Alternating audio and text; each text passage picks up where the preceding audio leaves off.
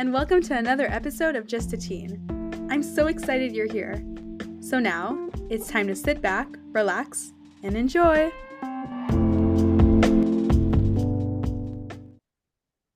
Hi, and welcome to another episode of Just a Teen. So today we're here with Soraya from Spain. Soraya, how are you doing?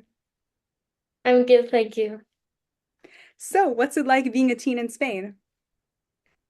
So, seeing it from a school point of view, um, I would say it is quite hard, especially once you turn 14, everything just becomes a lot harder. But the hardest year, I would say, is it is senior year Senior here. year. So, Then when it comes to lifestyle, I guess it's just very strict schedule. So for example, you get to class at 8 a.m. and then you leave at 5:15 p.m. Then you've got practice and you can get home around 8 p.m. normally. oh wow. So do you want to guide us through, what an average day in your life looks like? Like a Yeah, school day sure. in college? So I wake up usually at 6:30. Yeah. Then I just do some homework for half an hour. And then at 7 a.m. I get ready, I get dressed, and I cook breakfast. And then I just head to school. So once I'm there, we just get 3 hours of class, then break, 2 more hours, then lunch, and 2 more hours, and then we're done for the day at 5:15 p.m. usually. Then I grab my stuff and either head to extracurriculars, which are advanced English, taekwondo, which is what I usually do almost every day, or I also do French. Ooh. And on the weekends, I intern at a small business, which is really common for us here to just intern at random places that are in your local area.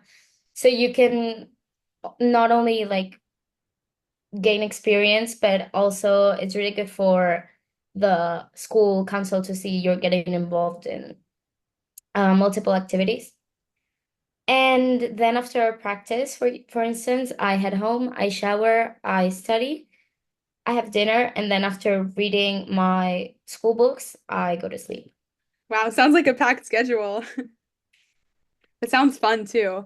So, going back to school, what are some classes that you're currently taking? And does your school offer any classes that you think are unique or that maybe aren't offered anywhere else?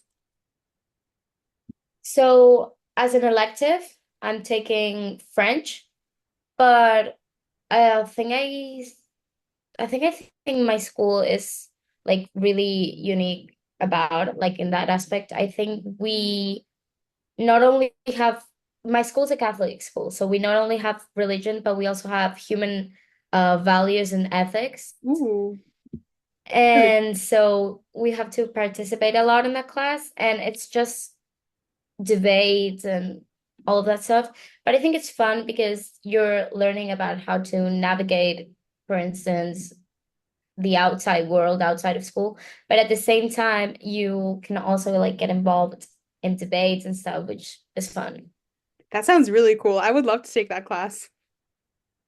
So, kind of continuing with the school, what's the process to get into college or university, in Spain? Like, is there a standardized test you have to take or anything like that? Yes, so you have a test which is kind of like your SATs. Yeah. We take them at senior year, which is second of bachillerato. And in bachillerato, basically, you also have in Catalonia, the region that I'm in, you also have a TR, which is basically a project that lasts for about a year. Mhm. And you can research on your favorite topic, your topic of choice, preferably if it has something to do with your the career that you're gonna Cool. pursue. So when you get great at that, you can get your average of bachillerato. And once you get that average, you can go to the SATs, which is selectividad. And when you finish those exams, you get a grade for each one of your subjects, depending on what you choose. And they kind of like round it up, Mhm. and they basically give you the grade.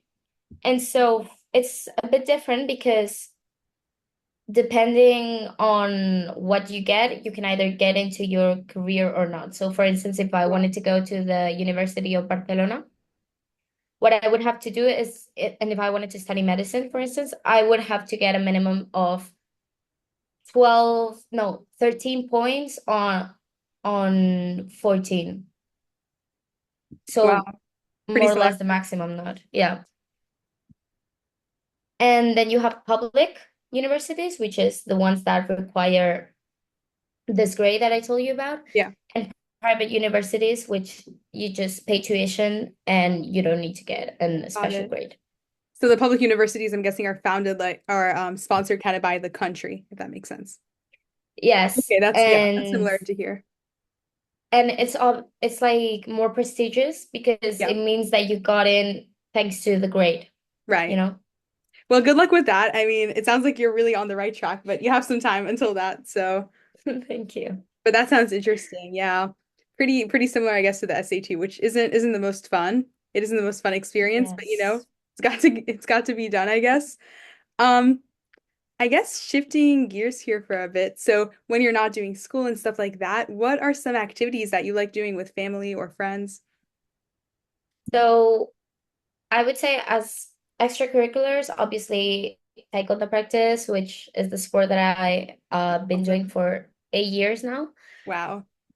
But when I'm with my family, we love traveling. Ooh.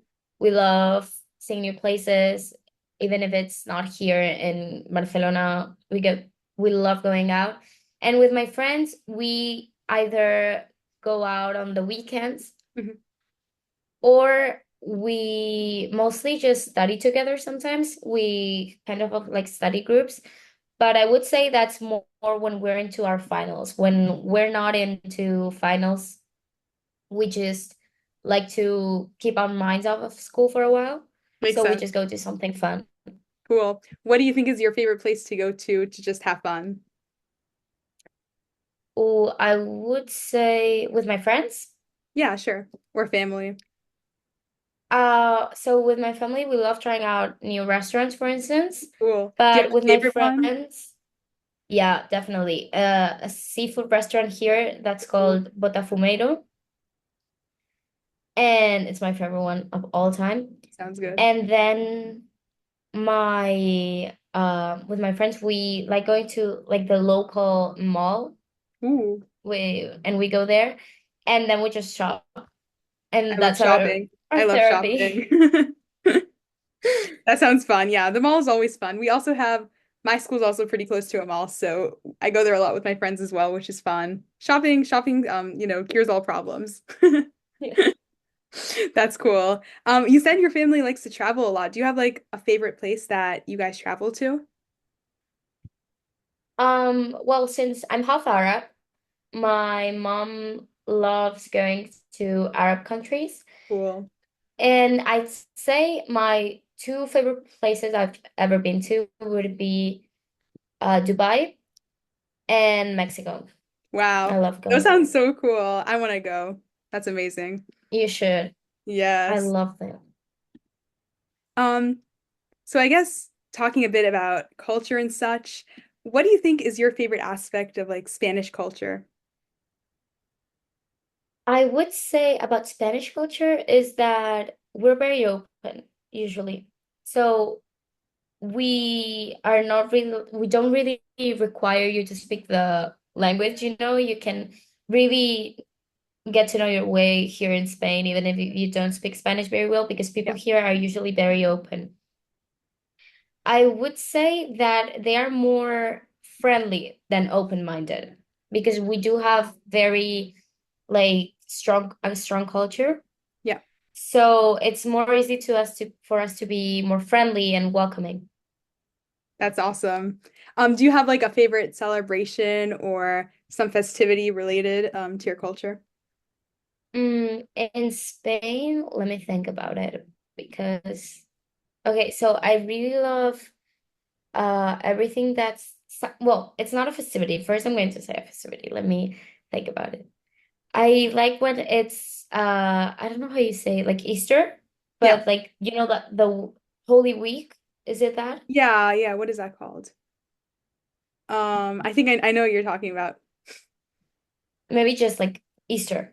Yeah. And here it's really cool because we have something called procesiones, which is really beautiful to see all the different villages art that they basically walk around villages or cities and carrying these super big like statues Cool, cool. of villages art.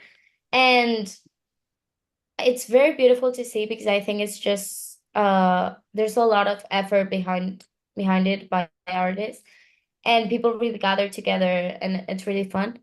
And then I love my summers in Spain. I think they're so cool because you, especially in Catalonia, you have the sea right next to you or the mountain, wherever I'm you want so to go. jealous. And I think that's why a lot of people like coming here in the summer for tourism and stuff. Cool. Do you have a favorite place you recommend someone who's visiting Spain to visit that maybe they wouldn't typically visit? So in Catalonia, I'd say go to Costa Brava, Mhm. which is like the next to the Golden Coast here.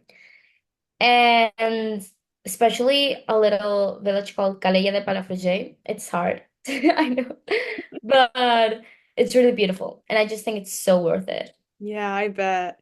I bet. I've been wanting to go to Spain for a while. It seems amazing. Oh, you should. It's really cool. Yes. I guess continuing a bit with culture and such, do you have a favorite Spanish dish or some food that you like? I say gazpacho, What is which that? is basically a vegetable cold soup, but it's people really drink it in the summer, and I would just been drinking it since I was a kid, but and my grandma always makes it. So it just brings back memories. And then as a more elaborate dish, I'd probably say paella, honestly. And especially from Valencia, paella Valenciana, which is the best one in Spain. If you Whoa. come to Spain and you eat paella, you need to go to Valencia. If you want to try it. What are the ingredients in it, you know? So it's rice Mhm. and it's the base. And then you can either do a meat based or vegetable or Yeah. seafood based.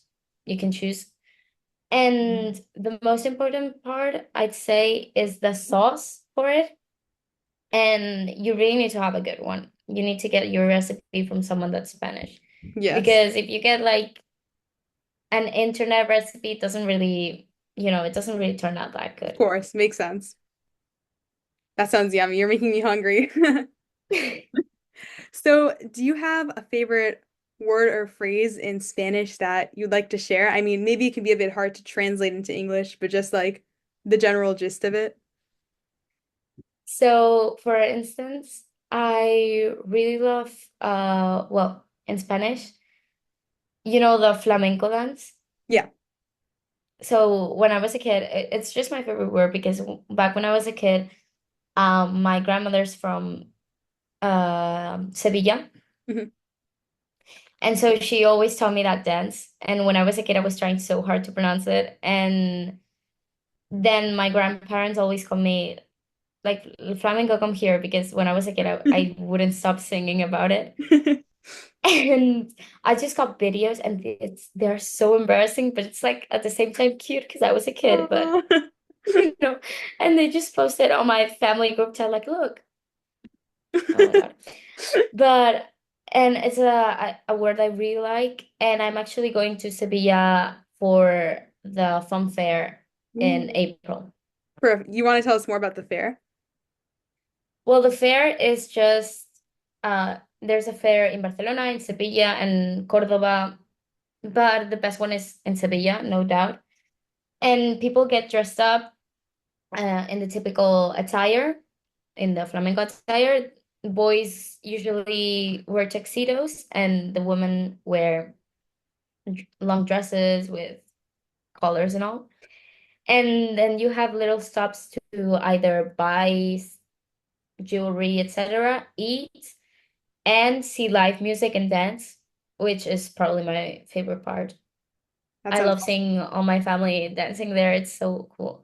And there's also a lot of people. So you need to be careful for that because there's just too many people. It can get a bit crowded sometimes. But it's such a fun experience, I think. it does sound fun. Maybe I'll come in April then if I visit. That sounds amazing. Unfortunately, it's already been 15 minutes, which means our time is up, which it's gone by so fast for me. I mean, there were so Yeah, many me interesting too. things that I learned, and I think we could definitely do another episode because there's so many interesting things to learn about Spain, and you have some great insight. Um, Before we end the episode, do you want to maybe teach us how to say, goodbye or see you later in Spanish or some phrase for like of that sort? Okay, so for goodbye, see you later would be adiós, hasta luego. So Adios. it's Wait, how adiós. do you do the second part? Hasta luego. Hasta luego. Hasta Hasta luego. luego. Okay, okay. Yeah, that one. Got it. Yeah, That's very pretty. thank Well, you. it was great to meet you and thank you so much. You too. Thank you. Hi, and thank you so much for listening to today's episode of Just a Teen. If you would like to be notified every time we upload a new episode, then please make sure to subscribe to our YouTube channel and follow our Spotify, in addition to checking out our social media. In addition, if you are a teen residing anywhere in the world interested in partaking in any of our programs, such as joining our team, participating in our ambassador program, or submitting content to be published, then please check out the link tree in the description for all the forms and information. And of course, check out our website for more general information about Just a Teen. Thank you so much and have a great day.